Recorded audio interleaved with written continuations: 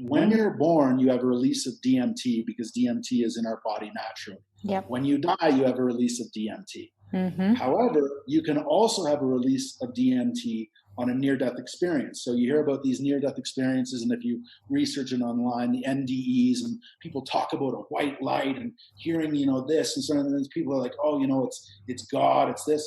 A lot of people believe it's the natural release of DMT. So for me, what happened, I was pronounced dead on the scene. I was basically half in, half out of the car, but basically I had a huge cut on my neck close to the jugular vein, and I had almost bled out. I left my body that day and started floating above the crash scene. Mm-hmm. And I'm looking down in the car, and I can feel the treetops, and I'm looking as if I'm touching them, but I have no hand.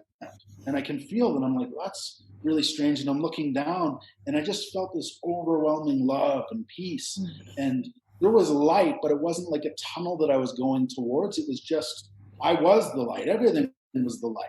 I felt connected to everything. I felt like I was the wind. I was the treetops. And I felt like I could keep going. And I wanted to keep flying up wherever it may go. And the voice of my dead grandfather came to me.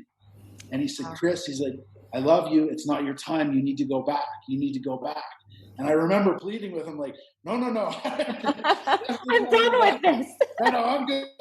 I see what's down there. It's like, that's about a year of rehab down there. I'm like, I'm good on that. So convinced me. And it's like, I remember almost having the choice of, like, I had him by the hand, even though I didn't have hands. It was like our energy was connected. And in that moment, I realized that everything's connected. You know what I mean? And this is people that have near-death experiences or Kundalini awakening or meditation. Like, there's so many different paths to this. When you realize that everything's connected, it was just like that moment of, oh my God. And I was like, thank you so much. And then I went back down into my body. And when I went back down into my body, I'm surrounded by firefighters and these people, and my body's completely broken. And the pain is unbelievable. Literally bones sticking out of the skin. Smashed. They had to drag me out of the car. I went in, so I had that awakening and that crazy experience, but then it was followed by literally a year of surgeries, pain, trauma. They had to completely reconstruct my lower body with titanium plates, screws, rods. So that was very painful, but it was like, I remember going into those first couple surgeries. For the first 2 weeks that I was in the hospital, I was basically in a drug-induced coma. I was, and I didn't know what was going on. I was so confused. And like I said, that rehab, like, it was always my dream to be a professional fighter. I'd always been really into jiu-jitsu and wrestling and kickboxing. And I'd actually trained for people that are in the know with jiu-jitsu. I trained seminars with Royce Gracie, which was the original UFC champion. So I was in on the scene way back. And after the car accident, I was done. That dream had basically been ripped away because it took me a year to learn how to walk again. I went through surgeries. I managed to rehab myself. And again, just to touch on the point, it was all about the physical. There was at no point did anybody come and say, hey, there was a woman that was involved, she passed away. How do you feel about that? I would come to learn more about survivors' guilt and carrying the guilt and the shame of being in an accident that was my fault that caused another human to die. Like, they didn't touch on any of that. It was all like, oh, we need to get you walking again and we'll get you all set up. So that was the main focus. I remember recovering from all that. And I was like, okay, I'm going to go back. I'm going to switch my university. And I'm going to go and study at a different university in the Valley. I'm going to switch what I'm studying. I'm sort of questioning everything at this point, because I just had this crazy spiritual awakening, then followed by all the trauma and surgery. So I'm confused as fuck. Like, I don't know whether I'm coming or going or what I'm doing. So instead of focusing on any of the mental aspects, I just hopped back in for another year of university. And I guess it was somebody telling me that I was on the wrong path, because 2 weeks into my third year of university, I was bicycling and I had a backpack with all my books and my computer. And back in those days, computers were big. They were, a lot of weight. It pulls out in front of me, cuts out in front of me, and I hit this car.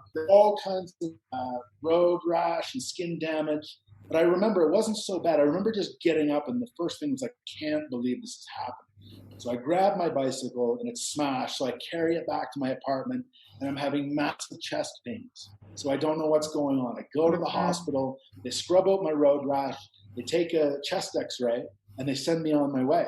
So that weekend, I got my bike fixed and I biked home. It was about 100, I remember because it was about a 100-kilometer bike ride, 120-kilometer bike ride back to the town that I was living in when I wasn't at university. And I remember doing it because it was the 1-year anniversary of my car accident.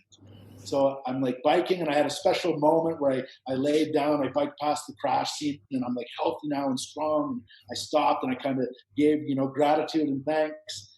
I get home to see my girlfriend at the time, and we pour a glass of wine, and I sit down, like it's going to be a good weekend. Phone rings, and she just kind of looks and hands me the phone. I'm like, is this Chris Allen? I'm like, yes. They're like, are you sitting down? And I'm like, yes. And they're like, we had just received the results from your chest x-ray. You have torn 2 layers of your aorta a year before, and now you have what's referred to as a pseudoaneurysm, and your heart's basically ready to explode. You need emergency heart surgery. So I was like, at that point, I finished the bottle of wine, and I'm like, I was like, fuck. So I go, and again, it was like, there's something wrong with me. Do you know what I mean? There's always something wrong with me. There's always some trauma. So I go to heart surgery. Yeah, so basically they did an open heart surgery, but instead of cutting in the front and breaking the sternum, I had a very good surgeon who went in through the back. Yeah. So they'd have to collapse the lung, open the ribs. They'd cut a chunk of my aorta and pull it together and stitch it up. The surgery went smooth. I think it was like an 8-hour surgery, but they managed to fix me. Very painful recovery. But again, I remember it was all about the physical, and I recovered. And after the heart surgery, I've read a few articles about this, but I think there's somewhere, between a 50 to 60% chance of a heart patient suffering a massive depression and trying to commit suicide if their heart has actually been touched. If the heart is physically stopped and touched, it's weird that it's not meant to be. What's your take about these painful experiences that you've had? How do you reflect on them? How do you make sense of them? I have a strong belief that I think everybody should go through a deeply traumatic event in their life to help them realize, about gratitude. Yes. This bullshit that we worry about that doesn't matter. It gets me so upset when I hear people complaining about certain shit. And it's like, I catch myself doing it all the time because, yes, you have an awakening, but an awakening, just because you have it doesn't mean you stay awake. You can go back to sleep at any time you want. You can get drunk. You can cross addict with relationships. You can cross with whatever you want to distract yourself from it. So just because you have an awakening doesn't mean like, oh, I reached the finish line. Now I'm all good. It's like, no, actually now it's daily work, and it's brutal. It sometimes can be frustrating because you don't feel like you're on the right path. You feel like you're doing things wrong, and then obviously other people come in, and if you're not careful with listening, they can just steer you way off the path that you should be on.